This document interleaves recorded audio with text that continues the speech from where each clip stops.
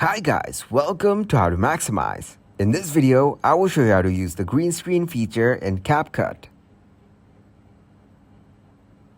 To start the process, open your Capcut application in your mobile device. Now tap on New Project. Then select any video from here. Tap on Add.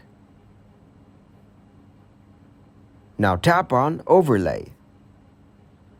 Here, tap on Add Overlay. Now add the video with a green screen background.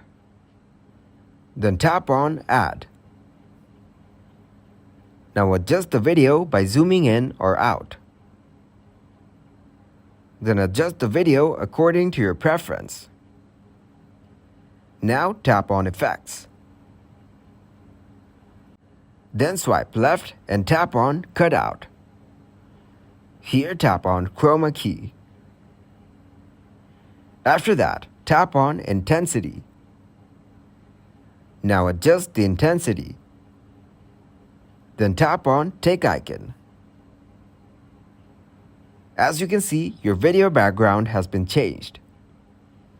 This is how you can use the green screen feature in Capcut. Thanks for watching, and please leave a like, subscribe, and share.